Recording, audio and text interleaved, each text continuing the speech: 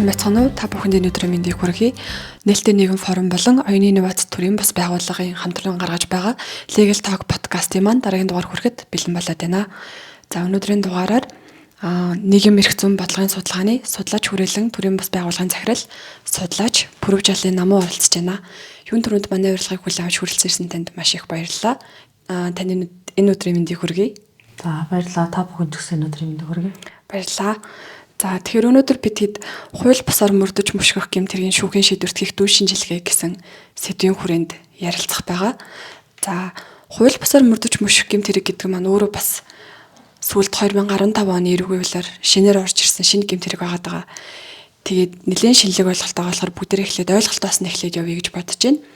За тэгэхээр энэ гэмтэргийг одоо олон улсын эрх зүйд болон бусад улсын хуулинд ямар хөө байдлаар зохицуулсан байдаг талаар та эхлээд мэдээлэх үү. Тэгээ энэ гэмтэрэг бол шинэ төрлийн гэмтэрэг. Жинээс нар 2015 онд шинээр эрүүгийн хуулинд тусгагдаад 2017 оноос хэрэгжиж эхэлсэн байгаа. За тэгэхээр энэ төрлийн гэмтэрэг маань айгүй олон жилийн түүхтэй 1800 оны үед анх Австрали улсад энэ төрлийн гэмтэрэг тооцож энэ бол хүний эрх хэрэгчлөө нэр төр алдрын үндийн эсрэг тусдаа аюул учруулж байгаа хүний халдашгүй байдалд аюул занал хэлж байгаа байна. Энэ бол яалтчгүй гэмтэрэг мөн гэж хуульчсан нь бол 1890 оны сүүлээр ясан байгаа. За тэгээд түүнээс хойш Орос улбаны улс, Герман улс энэ нийтлэг эрх зүйн улс орнууд ч гэсэндээ энэ бол яг хүний хувийн халдашгүй байдалд ноцтойгоор хор хохирол зөрчил учруулж байгаа ийм зүйл учраас гэмтэрэг одоо гарцаагүй муу юм а гэдгийг одоо улс орнууд маань одоо хууль тогтоомжтой сууж хуульчлалцарлаа л да. Мэдээж хүний эрхийн олон улсын гэрээ конвенцууд одоо Европын холбоо, НОБ-ийн бүхий л гэрээ конвенцуудад энэ эрхийн талаар заасан тусгасан тодорхойлсон байдаг. Бид нар бол энэ гэмтэргийг одоо хамгийн түрүүнд юу гэж ойлгох вэ гэвэл таны одоо хувь хүний одоо загтал харилцааны болон хувь хүний зүгээр ингээд энгийн аж төрж байгаа амьдарч байгаа энэ оршууд ч алдж байгаа гэмтэрэг маа гэдэг байдлыг ойлгох хэрэгтэй. Бусад улс оронд ч гэсэндээ яг хувь хүний болон одоо тухайн гэр бүлийн одоо халдшгүй байдалд одоо аюул занал хэл учруулж байгаа хэрэг юм а гэж ерөөдөө тийм байдлаар тодорхойлсон байдаг. Монгол улсад ч гэсэндээ хүний аюулгүй байдалд одоо халдж байна гэсэн үгнээс авч үздэг. За баярлалаа. Тэгэхээр одоо хууль бусаар мөрдөж мушгих гэмтэрэг Монгол улсад одоо өнөөгийн байдал нь ямар байгаа вэ гэдэг талаар үргэлжлүүлээд ярьцгаая. Одоо энэ талаар энэ хэрэгтэй холбоотой шүүхийн шийдвэрийн тоо баримт гэдэг ч юм уу бас энэ талаар мэдээллийг хуваалцвал. 2017 оноос хойш одоо өдөрт хүртэл яг тийм олон шүүхийн шийдвэр ч юм уу олон гэмтэргийн бүртгэл доогоор байхгүй л дээ. Зарим төрлийн гэмтэрэгтэй харьцуулах юм бол харьцангуй шинэ төрлийн гэмтэрэг гэхээр бас сонсогчд маань зарим нэг зүйлийг ойлгох хэрэгтэй. Өмнө нь одоо Монгол улсын эрүүгийн хууль тогтоомжоор хуульчлаагаа байжгаад шинээр одоо эрүүгийн хуульд оруулж ирээд энэ Монголд өмнө нь гэмтэрэгт тооцдоггүй байсан үйлдэлийг одоо гэмтэрэгт тооцоод үнийг одоо хууль тогтоогчд маань одоо хууль хэрэгжүүлэгчд маань хэрэгжүүлж байгаа гэсэн үг. За гэтэл сүүлийн 5 орчим жилээр жишээ авъя л да. Ер нь бол энэ хугацаанд энэ гэмтэрэг одоо хуульчлагснаас хойш нийт одоо 10 орчим хэрэгэл шүүхэд шийдвэрлэгдсэн байна. Үүнийг би бүр энэ миний энэ судалгаа хийсэн жил буюу 2022 оноос хойш нийлүүлсэн дүнгээр би хэлж байгаа шүү. За үүнээс гадна тухайн жилүүдэд намайг яг энэ хэрэгийг судалж байгаа үед буюу 2017-оос 2022 оны орчимд бол ер нь жилд нэг 2 3 хэрэгэл бүртгэгддэг байсан байна. За харьцангуй 24 оны одоо гэмтэргийн статистик мэдээлэлээс харах юм бол цагдаагийн мэдээлэлээс харах юм бол бүртгэгдсэн гэмтэрэг нь 10 болж өссөн байгаа байхгүй юу? Энэ нь одоо нэг тийм баярлаад ах чинь бас биш мөртлөө магадгүй бас нөгөө талаасаа баярламар ч юм шиг үйл явдал болж байгаа байхгүй юу? Яг тэгвэл өнөөдрийг хүртэл бүхэл бүтэн 5 жил заад 10 жилийн хугацаа 5-аас дээш жилийн хугацаа өнгөрсөн байхад хүмүүс энэ халдашгүй чөлөөтэй байх эрхээ хамгаалуулж чадахгүй байсан хүмүүс магадгүй одоо ингээд хамгаалуулахын төлөө ядчил цагдаагийн байгууллагт гомдол гаргадаг болжээ гэдэг дүр зураг харагдах гэдэг. Яг тэгвэл судалгаа хийгдэж байгаа явцад бол хүмүүс ер нь бол энэ төрлийн гэмтэргийн талаар ойлголтгүй, мэдлэггүй, мэдээлэлгүй энэ төрлийн гэмтэргийн улмаас хохирж ийн гэдгийг мэддэггүй тийм нөхцөл байдлууд ажиглагдчихсан. Энэ бүртгэгдсэн гэмтэрэг 10-т хүрлээ гэдэг маань магадгүй энэ нөхцөл байдал арай сайнаар эргэж байгаа юм болов хэдийгээр ингээ Монгол улсад гэмтэрэг бүртгэгдээд тоо нөсөд байгаа одоо сөрөг үзүүлэлт боловч нөгөө талаасаа иргэд бас эрх зүйн ойлголт нь нэмэгдэж байна гэж харагдаж байгаа байхгүй. Тийм. Судалгаа таны нөө бичсэн дүү шинжилгээнээр сарахад бас 7хан шүүхийн шийдвэр байгаа гэдгийг харахад бол тэр их сонирхолтой мэдээлэл байсан. Та бас ярьцлагын судалгаа бас хийсэн байлээ шүү дээ. Тэр талаараа хуваалцаач. Тэн дээр 7 шүүхийн шийдвэр гэдэг бол үндсэндээ нэг хэрэг нь давах болон тий дээд шатны 3 шатны шүүгээр давах шатны шүүхээр нэг шийдвэр нь болохоор нэг хэрэг чинь юу яасан баа 3 шүүхийн шийдвэртэй байсан болохоос биш нийт 4 гэмтэрэг дээр л яг шүүхийн процесс ажиллагаа өгсөн байгаа байхгүй юу. Тэгээд ярилцлагын судалгааны хэсэг бол ер нь тухайн үед нээлттэй нэгэн формоос ч тэр маш тийм өндөр үнэлгээг те маш сонирхолтой байсан гэдэг үнэлгээг авч ирсэн л да. Одоо ч үдсэн уулзсан хүмүүс хэлдэг байхгүй юу. Яаж энэ судалгааг авч чадсан бэ? Яаж ингэж чадсан бэ гэд. Яг мэдээж үүнийг зохион байгуулахад бол тухайн судалгааны арга зүйрээ зохион байгуулалт ажиллаж ирсэн. Гэтэл энэ маань өөрөө ямар нийгэмд эерэг үр дүн авч ирсэн бэ гэхээр хүмүүс өөрөө гэмтэргийн хохирогч болоод байгаагаа мэдэж эхэлсэн. Эн чинь ийм гэмт хэрэг байд юм байна. Би энд гэмтэргийн хохирогч болоод яваад байгаа юм байна. Би хуулийн дагуу энэ одоо гэмтэргийн эсрэг гомдол гаргаж одоо эрхээ хамгаалуулах хэрэгтэй юм байна гэдгээ ойлгож эхэлсэн байгаа л да. Ер нь бол ямар нэгэн байдлаар одоо гар утасны аппликейшн ч гэдэг юм уу, чагнах төхөөрөмж ч гэдэг юм уу, ямар нэгэн зүйлийг өөрт нь хэрэглэж тэ дагах ямар одоо тэр шүүхэн шийдвэр дээр бас байдаг л да. Цэцэгт мэнжилгээ бай, цэцэг өргөх гэсэн нэг сургуулийн багш байлаа гэхэд багшаа би тантай уулзах гэсэн хэрэг байна. Гэх мэт чинь байдлаар амгалан тайван байдлыг алдагдуулах сөөхөөс явж ийн сурчлага бай, сонгуулийн сурчлага өгөх гэсэн тэгсэн гэж хаалгуудыг нь шөнө өрөөнд цагаар тогших тэ. Тэр битэл бүр 5-6 сарын турш машинд нь чагнах төхөөрөмж байрлуулсан гэртээ орж байгаа гарч байгаа цаг хугацааг нь машинаа унаа явж байгаа цаг хугацааг нь хянаа бижсэн юмнууд байгаа байхгүй юу? Гэтэл харамсалтай нь тэр болгон дээрээ нөгөө гомдол гаргаж мэдээгүй, энийг гэмт хэрэг гэж үзээгүй, ойлгоогүй тийм зүйлүүд байсныг ярилцлагын судалгаагаар ерөнхийдөө илрүүлээд түүнээс гадна ярилцлагын судалгаанаас гадна контент анализ хийгээд тэр контент анализ маань айгуу тийм юу л та бүхэн одоо судалгааны арга зөв мэдчихэж байгаа контент анализ бид тас санамсаргүй төвөргийн аргаар л хийн Facebook орчинд юм аа Instagram орчинд маш удаан хугацаанд ажиглалт хийн өөр арга байхгүй шээ тэрнийг хийхэд бол гэтэл тэр гэр бүлийн болон хосын зөвлөгөө өгдөг группүүд төр бол бүр уриалан дууддаг тий гар утсын шалгахыг одоо юу гэдэг тагнаж шагнахыг бүр ингээд зөвлөдөг тий бүр даалгавар болгож өгдөг тийм нөхцөл байдлууд илэрж гарч ирж байгаа байхгүй. Гэтэл энэ нь өөрөө эргээд ямар хор хөнөөлтэй гэмт хэрэг вэ гэдгийг бас ойлгохгүй л байгаа. Гэтэл түрүүн одоо юу гэмдэ энэ гэмт хэрэг чи өөрөө материалын бүрэлдэхүүнтэй гэмт хэрэг биш байхгүй юу? Хэлбэрийн бүрэлдэхүүнтэй. Ямар нэгэн байдлаар 5,000 төгрөгийн юм уу 500,000 төгрөгийн хохирол авчирсан байхыг шаарддаггүй. Хэлбэрийн гэхээр мэдээж хүний сэтгэл санааны хохирол яригдаж эхэлнэ гэсэн үг. Ямар нэгэн байдлаар тэр хүнийг дагсан болон мөрдсөн өшгсөн байх юм бол тэр гэмт хэрэг эхэллээ дууслаа гэсэн ойлголтыг бий болгож байгаа байхгүй юу? Тэрний улмаас ямар нэгэн байдлаар тэр юунд нь тэр хүнд нь ямар нэгэн байдлаар бид халдаад нэг охирол учруулдаг ч юм уу те ямар нэгэн зүйл налуу болоод ч юм уу төрөнгийн охирол учруулдаг ч юм уу машинд нь тэр төхөөрөмжийг суулгаснараа машинд нь гэмтэл учруулаад тэр төрөнгийн охирол учруулдаг ч юм уу тийм зүйл огтоосоо биш байхгүй дөнгөж буцаагаад шүүхэн процессор очихоор өмгөөлөгч нар нь юу ярьдаг вэ гэхээр эн чинь хохирол учраагүй гэмт хэрэг штэ гэдэг асуудал яриад байдаг. Гэтэл эн чинь өөрөө хэлбэрийн бүрэлдэхүүнтэй гэмт хэрэг байгаад л яг ямар хохирол учирсан байхыг шаарддаг гэдэг ч юм бас нэг асуудал болж байгаа байхгүй юу? Тий, бас түрүүний бас таны ярьжсэн шиг монголчууд нөгөө өөртөөхөө ингээд эрэгтэй гэдгийг мэдтгүү, тэгээ тэрийг хамгаалуулж мэдтгүү, шүүхэд хандхаа мэдтгүү байдаг болохоор ийм одоо шүүхийн шийдвэр бага байгаа ийм юм болоод байгаа гэж түрүү ярьжсэн. Тэгээ нуугдмал гэмт хэргийн төвшнгэрээ бол манай улс нэлээд дээгүүр штэ. Бид нар гэмт хэргийн хохирогч туснаач мэдтгүү, гэмт хэргийн гэрч болж байгаач мэдтгүү.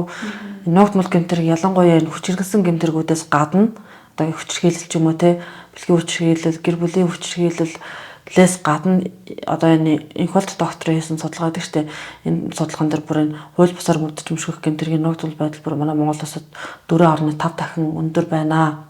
Тэгээ бусад улсын дунджаас 4.5 дахин өндөр байна гэж харагдаад байгаа байхгүй. Одоо жишээлбэл Америкийн нэгдсэн улсад жилд дунджаар 7.5 сая гэмт хэрэг одоо бүртгэгддэг гэж байгаа байхгүй энэ чиглэлээр. Гэтэл бүртгэгдээгүй одоо хэдэн 100 сая ч байд юм мэдгүй те магадгүй хэдэн 10 сая байд юм л да. Хүн амын тоотой харьцуулахад яг өндөрт байгаа боловч манай нөхцөл байдал 4.5 дахин илүү байна гэж байгаа байхгүй. Тэгэхээр маш их энэ гэмт хэргийн хохирогч босоор л өдөр тутам болж идэг гэсэн үг.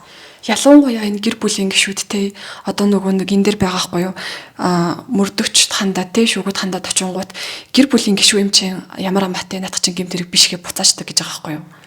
Тэгээд судалгааны явцад нэлээд хэдэн мөрдөгчтэй нэг 25-аас 30 орчим мөрдөгчтэй би уулзалт ярьцлага хийж өөрөө би өмнө цагдаа мөрөлд ажиллагсан болохоор таньдаг мөрдөгчтэй байгаа ч гэдэг юм те дамжуулаад ерөнхийдөө иймэрхүү хүний эрхийн одоо эсрэг одоо гэмтэргийг одоо хариуцж авч байгаа мөрдөгч нар байгаа шүү дээ. Тэд нартай ерөнхийдөө нэг тийм амар судалгааны ажил болголгүйгээр зөв ярилцаж үзсэн л дээ. Яг ийм төрлийн гэмтэргийг бол шүүгч юм уу прокуророос татгалзаж шийдвэрсэн тохиолдол ер нь олон байсан. Бүртгэгдээд байгаа боловч нөгөө гомдол мэдээлэлд авчаад байгаа боловч тэр нь гэмт хэрэг болохгүй тэгээ хэрэгсэхгүй болгоод байгаа байхгүй. Хэрэгсэхгүй болгоод яагаад вэ гэхээр яг эхнэр нөхөр юм уу ээж аав юм уу те ах дүү юм уу тийм гэр бүлийн харилцаатай хүмүүс насанд хүрсэн хин нэгнийгаа гэж байгаа байхгүй.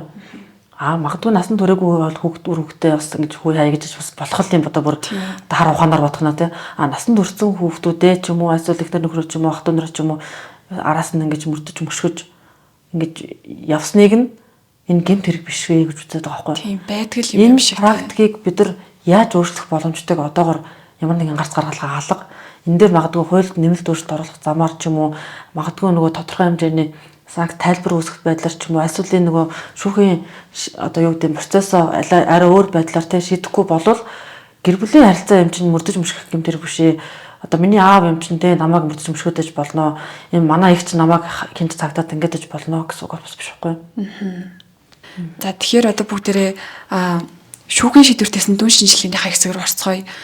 Хамгийн ихний одоо шүүхийн шийдвэрийн хэргийн талаар одоо танилцуулбал Орхон аймагт нэг цагдаагийн газрын эрүүгийн мөрдөгч одоо өөр хэргийг мөрдөж явах явцдаа өмнө нь өөрт нь холбогдох хэрэгт мөрдөн шалгах ажиллагаа явуулж исэн мөрдөгчийг хууль бусаар мөрдөг мөшгөж агаад тэр нь одоо баригдсан ийм үйл хэрэг болсон байгаа. Энэ талаар одоо яаж шийдэгдсэн талаар та үргэлжлүүлээд ярьж өгвөл. Энэ гэмт хэрэг маань өөрөө хоёр бүрэлдэхүүн байгаа шүү дээ. Одоо өндрүүлэх бүрэлдэхүүн нь бол одоо энэ эрх бүхий албан тушаалтаа өөрөө албан тушаалын байдлаа та хэтрүүлэх хэрэглэхтэй ижлэр те ингэж одоо албаны чиглэлээр буруугаар ашиглаж ингэж хүнийг хууль бусаар мөрдөж одоо үлдэж байгаа гэмт хэрэг байхгүй. Яг энэ бол яг энэ одоогийн байдлаар Монгол Улсын түүхэнд одоо нэг л шийдэгчээд байгаа нь л дээ энэ хэрэг байхгүй. Тэгэд энэ Орхон аймгийн цагдаагийн эрүүгийн мөрдөгчийн хэрэг байсан. Ер нь бол процессын хувьд харах юм бол хэрэг үлдэгдсэн үнэн нотлогдсон үүнийг шүүхээр шийдвэрсэн үнэн ийм л процесс байгаа юм л да. Тэгэхээр энэ маань яагаад ийм хэргийн нөхцөл байдал үүссэн бэ гэдэг бол одоо юу гэдэг эрэгтэй сонирхолтой байж магадгүй байхгүй. Тэгэхдээ ер нь бол энэ шүүхийн шийдвэрийг одоо торгох ялаар шийдсэн байгаа. Торгох ял оногдуулаад тэг ямар нэгэн байдлаар эрх хасах ч юм уу ял бол байхгүй учраас эрхийг хасаагүй. Гэтэл ер нь бол ялангуяа эрх бүхий албан тушаалтнууд тийм үү мөрдөн шалгах хэрэгтэй хүмүүс яг ийм гэмтэргүүдийг ер нь мэдгэдэггүйгээр үлддэгдэг бол ямар вэ? Энэ мэдгдсэн нь энэ болохоос те хохирогч ер нь гэмтэрэгчийн өөрөө нэг хохирогч гомдол гаргаж ийж дараагийн шатанд гэмтэрэг болох уугүй гэдэг шийдэгдэх болохоос хин нэг нь өөрийгөө тагнуулж одоо хянуулж байгааг мэдэхгүйгээр мэдсэн ч гомдол гаргаж болтгоо мэдэхгүйгээр ялангуяа энэ тусгай субъект хэрэг дээр те ингээд өнгөрсөн хэд байгааг бид нар бол мэдэхгүй. Ямар ч мэдэх боломж одоогоор алга. Байгаа нэг хэрэг дээр нь ингээд энэ ажиллахад хамгийн бага доод хэмжээгээр торгох ял оногдсон байгаа байхгүй. Тэгэд энэ шүүхийн шийдвэрийг би бол ерөнхийдөө жоохон шөмжлөлтэй хандсан. Эндээс эргээд харахаар бид нар ийм төрлийн гэмт хэрэг болж байгаа тусгай субъект дээр тодорхой хэмжээнд эрх хасах ял байх ёстой юм шүү.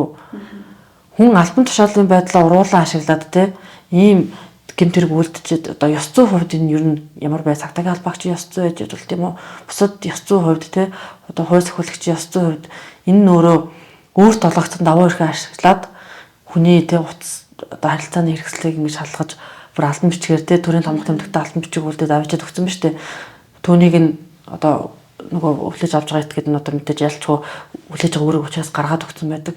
Ийм тохиолдолд ер нь энэ хүнийг тодорхой хугацаанд ингээд энэ мөрдөн шалгах эрх бүхий ажиллагааг хийлгэх шаардлага байна уугүй юу гэдэг надад бас тийм сонирхолтой санагдаад тухайд асуулт тавиар үлдчихлээсэн л да. Би одоо ч гэсэн тэгж боддتي.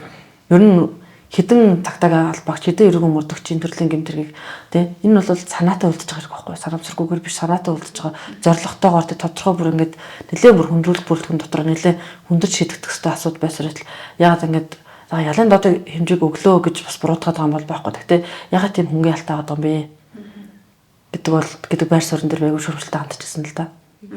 За одоо бүгдээрээ дарааийнхаа тохиолдол руу орцгоё. Энэ болохоор бусдын захиалгаар иргэний мөрдөж мөчгсөн тухай одоо үйлдэгдсэн гэмтэрэг байна л да.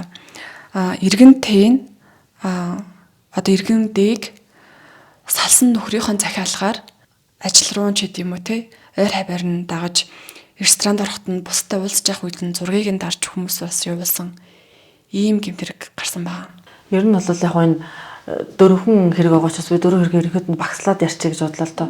Яг нэг нь бол энэ цагдаагийн албаагч байсан. Энэ дөрвөн хэрэг маань дөрвөлөө бүр шал өөр дөрвөн хэрэг байхгүй юу. Тэгээд би ингээд харьцуулаад ярьчихвал илүү сонирхолтой юм шиг санагдаад байна тий. Нэг нь бол ингээд цагдаагийн албаагч тий.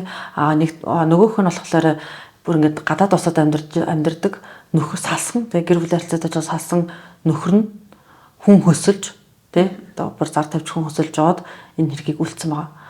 За нөгөөх нь болохоор Монгол Улсын томоохон их сургуулийн багшийг одоо техник эрхлэгчийг одоо өөр нь одоо багш хүн байж байгаа багшаар ажиллаж байгаад ажил салгасныхаа дараа тэр гар утсыг нь авахуулах зорилгоор тэр нөгөө өөрийнх нь техник эрхлэгч байсан хүнийг одоо гар утсыг нь өөртөө ямар нэгэн байдлаар авах зорилгоор бас цагийн ажил хүн авна гэж зар тавиад тэгээд хүн хөслөөд чи тэр багшийн гар утсыг аваад ирэх юм бол тий хэдэн тактиктэй хайрдаг яадаг гэдэг тэг бүх юм мэдэж авчгаад тэгээд дараа надад гар утсыг аваад ирэх юм бол би чамд 500 сая өгнө гэсэн нэг хэрэг байгаа.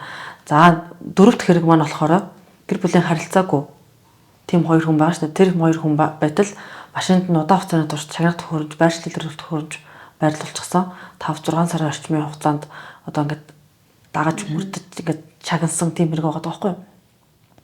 Тэгээд ер нь бол нэг хэрэг нь нөгөө тусгай субъект үлдсэн нөгөө гурван хэрэг нь болохоор одоо энгийн иргэд үлдсэн байгаа байхгүй. Тэгээд бүр энэ хэрэгүүдийн бүр үйлдэлийн аргууд нь бүр одоо сонирхолтой ч гэх юм уу те. Ерөөсөө ингээд яг бид нар зүгээр хүүхд тогтоо ч юм уу кинон дээрээс л иймэрхүү юм хардаг байсан баг те. Хүн бүр зорж хөсөлж штэ. Зориод Facebook зар тавиад хөслөөд те. Зорж очиж ажил толгоод тэр төхөөрөмжийг байрлуулад түүнийхээ төлөө өөрөөсөө мөнгө гаргаж байгаа байхгүй. Тэ тэр хүний одоо хувийн халдваршгүй байдлыг тэ байдалд халтахын төлөө өөрөө ямар нэгэн байдлаар тэр хүний талаар мэдээлэл авч тэ тэр хүнийг одоо ямар нэгэн байдлаар одоо юу гэдэг тэр гэмтрийг үйлдэхин төлөө бүр зоригтой тэ бүр ингээд хүн хөсөлж авч гин төхөөрөмж худалдаж авч гин цалин мөнгө өгж гин хуурамч фэйсбુક хаяг нээж гин тэ бүр ингээд тэрнийхээ төлөө бүр тууштай тий удаан хугацааны турш ингэж хөдөлж байгаа байхгүй. Ийм гэмтрэгүүд байгаад байгаа байхгүй. Яг эднэр бол ингээд бодит амьдрал дээр ингээд үүсээд тий хүний өдөр тутмын ажил амьдралд саад учруулад тий хүнд төвөг учруулад одоо нөгөө амгалан тайван нөхцөл байдлыг алдагдуулаад орон эрдэнэ нь очоод тий хувийн эзэмшилтэнд халтаад ингээд байгаа учраас яасан мах нь хүмүүс бүр аргаа ороод гомдол гаргасан байна шүү дээ. Аргаа ороод гомдол гаргаад үнэг шүүхэн процесс төр хүлээж аваад шийдвэрлсэн юм хэрэгүүд байгаа. Энэ хэрэгүүдийн бас нэг шүүхэн шийдвэрийн нэг тийм онцлог хамгийн гоё сонирхолтойсэн зүйл нь тэр гэр бүлийн бус харилцаатай хүн машинд нь 5 сарын турш чагнах төхөөрөмж байрлуулж ингэж дагсан гэдэг шүү дээ. Тэр хэрэг дээр бол нөгөө анх удаа хөнгөн гэмтэр гүйлдээд те анх удаа хөнгөн гэмтэр гүйлдээд гэн бэрэгөө хүлэн зөвшөөрсөн хүнийг бол нөгөө ял хөнгөрүүлж болно гэсэн одоо эргүү хөлийн ерөнхий ангийн тэр зүйл залтыг удирдлага болгож хэрэглээгүй түүнийг шүүх тайлбарлахтаа болохоор тэг хүний нэр төр алдар хүндийн эсрэг ийм одоо гэмтэр гүйлдэж байхад те хүний тэр хувь хүнд одоо байж болохгүй хүнд тийм сэтгэл санааны хохирд учруулж чад байхад энэ одоо хуулийн энэ ял хөнгөрүүлэх нөхцөл байдал нь угаасаа заавал хэрэглэх ёстой ч зүйл биш ээ. Үүнийг хэрэглэхгүй ял хөнгөрүүлэхгүй гэж шийдвэрсэн гэдэг байхгүй. Тэгэхээр бас ч гэж нөгөө талаасаа харьцангуй нөгөө манай Монголын шүүхэн барагдагт хүний эрхийг дээдлэх те заавал ингээл нөгөө нэг үгсэг одоо нэг үртлэн дагаж мөрдөх ёстой юм шиг заавал хөнгөрүүлэх ёстой гэсэн байдлыг бас ашиглахгүйгээр тийм төвшөлттэй шийдвэр бас гаргацсан байгаа байхгүй. Энэ бол одоо айгүй тийм онцлог санагдчихсан л да.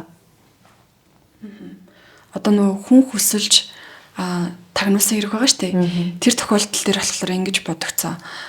тэр дунд нь тагнж өгж байгаа хөлсөөр тагнж өгж байгаа хүн өөрөө энийг гэмт хэрэгт тийм одоо ноцтой зүйл гэдгийг мдэггүйгээр тэрийг хийсэн гэж надад бодогдсон. Тэгэхээр нөгөө эрэгтэй дундах нөгөө мэдээлэлгүй байдал гэдэг нь дахиад энэ дээр гарч ирж байгаа юм болов уу гэж бодсон. Тийм. Ер нь тэр гүйцэтгэж байгаа хүн битгий хэл захиалж байгаа хүн ч өөрөө гэмтэр үлж байгаа мэдхгүй байгаа тоххой тэрийг хохирж байгаа хүн ч ер нь нарийн хариулт гэмтэргүүлээд байгаа юм. Одоо энэ ер нь би түрүүний дээр 7.5 сая Америк нэгдсэн улс гэдэг бол тэр зөвхөн захин орчны мөрдлөг асуудал гэж байгаа байхгүй юу? Захин орчинд мөрдөж мөшгөх нөхцөл байдал бол бүр хэрэг сэтэрсэн. Манай Монгол улсад бол бүр аюултайгаар ингээд байгаад байгаа нь бол ажиглагддаг тийм. Хэний ч иргэн тойронд байгаа ингээд та бүхэн ингээд бодоод үзэх юм бол хэний ч иргэн тойронд энэ нөхцөл байдалд орж исэн хүмүүс зөндөө байдаг. Тэгээд энэ одоо түр байлаа шүү дээ гүйцэтгэж байгаа хүн битгийг л захиалж байгаа хүн өөрөө энийг гэмт хэрэг гэж мэддэггүй. Яг хууль сурталчлах шүү дээ бүхний хэрэгцсэн боловсролыг дээшлүүлэх ажил хангалтгүй байна гэж би үндсэндээ хэлэхгүй. Ер нь бол бүр сурчлаад тэмцээд тахад заллах гэмтэргийн охирч өнөдөр гэрлийн худаар өсөж байгаа шүү дээ. Тийм байж хахад харьцангуй нөгөө өдөр тутамдаа ингээд сурчлагаа болгож өгч чаддаггүй энэ төрлийн гэмтэргүүдийг бас тэр нөгөө бүгд иргэд мэдчих хэвээр гэсэн үг бас биш л дээ. Гэхдээ хаанаа ер нь бол эрх зүйн мэдлэгээ дээшлүүлэхийн хүрээнд магадгүй хууль зүйн сургуулийн оюутнууд гэдэм үү эднэр бол байнгын энэ талаар мэдээллийг бас өгдөг тийм уриалга гаргадаг, танилцуулдаг, сонирхуулдаг тийм байх юм бол бид нар бас эрхтэй хууль эрх зүйн мэдлэг дээшлэх юм болов уу гэж би бас боддог байхгүй. Ер нь одоо магадгүй зүгээр одоо Монгол улсад бүхний эрх зүйн боловсролыг дээшлүүлэх хөтөлбөрийн хүрээнд бол хууль зүйн үндэсний хүрээлэн л одоо төрийн байгууллага ажиллаж штэ. Өөр бусдаар бол дөрвтэй ажил хийж байгаа газар бол яг тийм хариуцж ажиллаж байгаа газар л мэдээж гэмтэргээс урьдчилан сэргийлэх ажлыг зохицуулах ажлын бол хангалттай хийж л байна. Цагдаагийн байгууллага хийж л байна. Гэхдээ энэ бол яг бүх нийтийн эрх зүйн боловсролыг дээшлүүлэх гэж чиглэсэн гэхээс илүү нэг гэмтэрэг зөрчилөөс урьдчилан сэргийлэх нь ороод байгаа учраас би өөрөө яавал гэмтэрэг үлдэхгүй байх вэ? Миний энэ үйлдэл гэмтэрэг мөн үү биш үү гэдгийг таниулаханд бол одоо бусад одоо энэ ихтэй сургуулийн оюутнууд судлаачдын маань оролцоос аюул чухал байдаг байхгүй.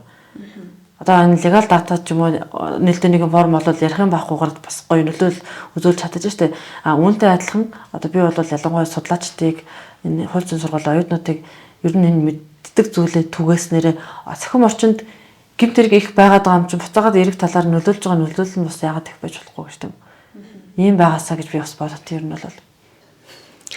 За өнөөдөр бид бүхэн одоо намын судлаачтайгаа эрүүгийн хуулийн 13-ийн 12 дугаар зүйл заасан хууль бусаар мөрдөн мөшгөх гэмт хэрэг, за уг гэмт хэргийн тодорхойлолт, за тэгээ цаашлаад одоо гадаад улс оронд болон олон улсын гэрээгээр хэрхэн яаж зохицуулагддгийг, за мөн цаашлаад Монгол улсын хэмжээнд яагаад энэ гэмт хэргийн гаралт нь буюу шүүхийн шийдвэр бага байгаа талаар ярилцлаа. Ингэж ярилцахдаа одоо шүүхийн шийдвэр бол хоёр хүчин зүйлийн нөлөөгөөр бага байна гэж ойлголоо. Нэгдүгээрт бол иргэдийн эрх зүйн мэдлэг одоо өөрсдийнхөө хууль бусаар мөрдөн мөшгөх гэмт хэргийг хохирогч болж байгаа гэдгээ ухамсарлахгүй байгаа байдал. За цаашлаад цагдаагийн байгууллагаас бас гомдол мэдээлэл хүлээж авч байгаа мөртлөө буцааж байгаа тохиолдлуудыг ярилцлаа. За ингээд танд өнөөдөр хүрэлцэн ирсэнд маш их баярлалаа. Та бүхэнд маш их баярлалаа. Амжилт хүсье. Баярлалаа.